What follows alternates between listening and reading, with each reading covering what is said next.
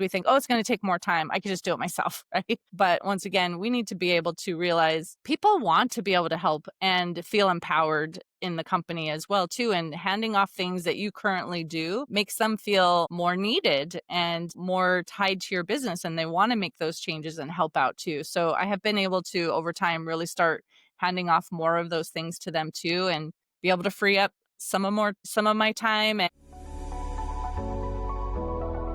Welcome to A Founder's Life. I'm your host, Leo Gestetner. On this show, we dive into the real stories behind the highs and lows of entrepreneurship and how we pursue a more balanced and meaningful life along the way. This podcast is sponsored by Thanks, helping founders like us scale with reliable remote talent. Email founders@thanks.com, that's THANKZ.com, with the subject line of Founder's Life, and you'll receive $1,000 off your first month. Well, I'm excited today to be joined by Candy Messer. Candy, thank you for joining us. Would you like to introduce yourself to the audience, please? Sure. Thanks for the invitation. Yes, I'm Candy. I have been an entrepreneur since 2002.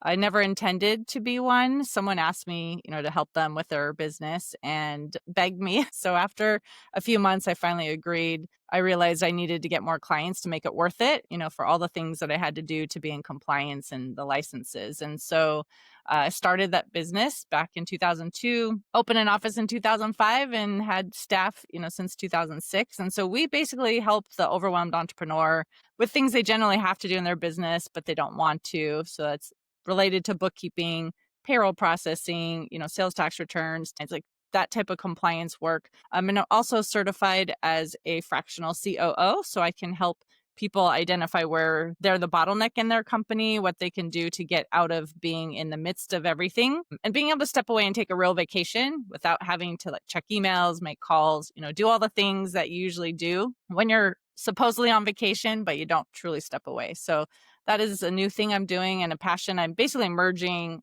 time freedom and financial freedom. Perfect. And can you talk to us just a little bit more about that journey that got you where you are today? Sure. I think we all start out as entrepreneurs thinking, oh, well, this is going to be fun and I'm going to, have freedom. I'm going to be able to step away. We always hear people that are, out on the golf course or doing all these things, right? But as small business entrepreneurs, usually we're starting with, some cash flow issues and we're working all the time trying to get everything done and wearing all the hats. And so when I first started, of course, I was solo, did everything on my own. And again, didn't intend to be an entrepreneur. So I didn't know all the things about how to maybe figure out the best pricing strategies or marketing or doing all the things, And so I've had to learn over time, all of the different steps to being a successful business owner. And I've also had to learn how to kind of use my head and not always my heart. It's not always easy though, because if someone would be saying oh, I'm sorry, I can't afford to pay this right now, I'm struggling, and we'd keep doing things for them. And then later on, just realize, that wasn't the best. I should have had some better boundaries. So I've had to learn, to have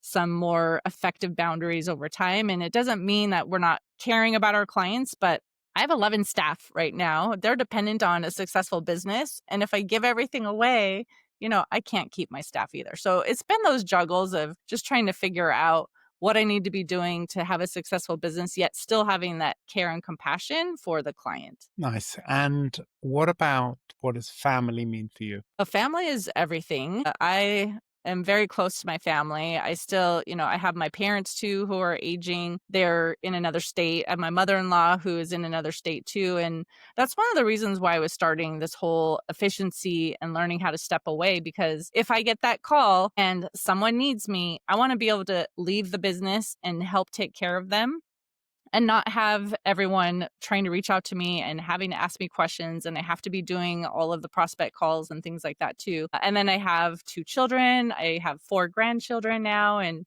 I want to be able to do things with them and still have that business it could support me and all my staff, but I also want to have the freedom to step away, spend time with family, whether, it's traveling or spending holidays with them or just having the day-to-day interactions with my family, really important to me. And I think you're expanding family, you were saying. Yes. 4th grandchild just born a couple weeks ago. My daughter has 4 very active boys now, currently ages 6, 4, 2, and 2 weeks. Wow, that's a handful. And what does health mean to you, whether that be physical health, mental health, sleep, nutrition, whatever aspects that looks like for you? I think we always say too, like, oh, yes, we want to be healthy and we want to do all the right things. But then I, as an entrepreneur, again, was working a lot, sitting behind a computer a lot, not always active. And I started saying to myself recently too, I'm getting older. I still feel young, but I am getting older and I need to make sure that I can, get away from doing all of the work, getting out there, doing some exercise, whether it's just outside and I'm still gardening, or if I'm going to go on a hike with someone, or I actually go to the gym and I do some type of workout. But realizing, like, if my business is going to thrive, I need to be able to thrive too. And again, learning how to step away and not feel tied down to it, because we often feel burdened too and overwhelmed, and sometimes think like it would be better if, maybe we just didn't do this any longer, just found that 9 to 5 job, because we're just completely overwhelmed and burnt out. So I've had to learn too about making sure I'm taking care of myself and thinking about eating healthy, whether that's a smoothie or, making a salad or whatever that is, but taking the time out to actually prepare some healthy meals too, and having some downtime, enjoying things. I love to bake sourdough bread too. And so that's a process, it takes time to do. And just making sure that I have time to do the fun things I enjoy, whether it's that or, crocheting, or like I said, spending time with my kids, and making sure that I'm thinking about my own health as well. And what do you like to do for fun? Well, again, spending time with my grandchildren, that's one of the things I do. I just went over to their home a couple nights ago and we made a dessert together, and that's really fun when you've got these kids and you're basically teaching them math and everything too at the same time, if don't necessarily think about it all the time. But if you're like, oh, it's 1 cup of this and it's half a cup of that, so this is twice as much as that, and just having that chance to teach them things while we're having fun, and then we get to enjoy, the little treat afterwards. And it's not often that we're making desserts or things like that too, but it's fun when we do it. And that's one of the things I really enjoy, is just having that family time. Sorry. What about balance? Talking about the different family time and work and health. What does balance look like for you? I have not always been great at balance. Sometimes, again, it depends on kind of what's happening too in the business, because what I do is often very deadline driven for specific things. So, the government every 3 months wants documents, for payroll or sales tax, or, some clients actually have to do things every month. And so when I first started my business, especially, and I was solo, I would have some months that were still a little difficult, but then I'd have that third month that was just really difficult because I had so much more to do on top of the regular things. And so that was definitely not balanced at all, because it was like all of a sudden I'm spending, maybe 14, 15 hours a day, trying to get these things done. So I meet those deadlines, because the government doesn't care, what the situation is. They still want their things on time. And then over time, as I've been able to hire staff, I've been able to delegate more. And even recently, in the last 2 years, really getting some things off my plate that I thought originally I should hire, some staff and do it. But handing that off sometimes, and teaching and delegating, a lot of times we think, oh, it's going to take more time, I could just do it myself, right? But once again, we need to be able to realize people want to be able to help and feel empowered in the company as well too. And handing off things that you currently do makes them feel more needed and more tied to your business, and they want to make those changes and help out too. So I have been able to, over time, really start handing off more of those things to them too, and be able to free up some of my time. And, I recently went on a trip with 2 longtime friends to celebrate, a special milestone birthday. And I completely left everything behind. I didn't check email once. I didn't have staff reaching out once. And it felt amazing to just have that time with them and not feel like I was being drawn away and having to spend time to the business too. And yet having the business still thrive without me. That was an amazing feeling. Great to hear. I think the only reason the business really can grow is if it can grow beyond you.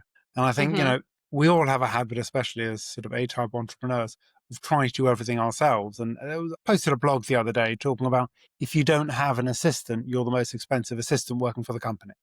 You need help. There are plenty of jobs you shouldn't be doing. You can pay someone who earns a lot less to be doing those jobs. What has been a pivotal moment in your life? Gosh, I think even just starting the business was one of those moments, because that wasn't anything that was ever on my radar. I hadn't really even been around entrepreneurs. The only person that was an entrepreneur that I even knew was my grandfather, but I didn't even live near him. And I only got to visit for like a week every other year, maybe, and so I didn't really have a lot of exposure to that. And having someone beg me, literally, just say, please, like, you're really good at this in your job. I really want your help. And for me to say yes, and then secondly, to give up that quote unquote real job that I had, where I had a guaranteed paycheck.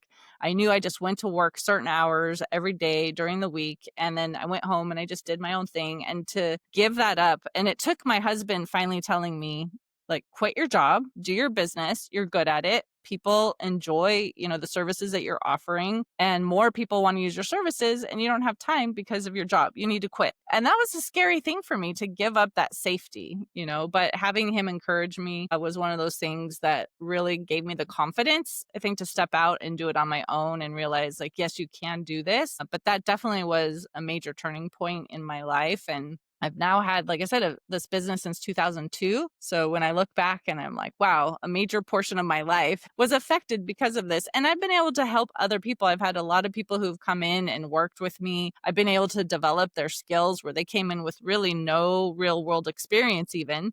And have been able to learn, starting with like admin and working up through bookkeeping, and then, being able to move on to other bigger and better careers even, that we were able to help them. And so that was really encouraging too, to see where I can make an impact in other people's lives as well. What's one piece of advice you'd give to an aspiring entrepreneur? First of all, if you really want to be an entrepreneur, make sure that you're doing something you truly love. Don't just look at like, oh, right now this is like the hot thing and everyone's getting into it and I can be successful. Because if you don't really enjoy what you're doing, as I was saying earlier, like, you work a lot of hours, you wear all the hats, you can get completely overwhelmed. And if you don't have the passion for what you are doing, you are not going to want to continue, and your business most likely won't succeed. Or if it does still continue, you're just not going to be very happy in what you're doing. So definitely find out what that is that you really enjoy.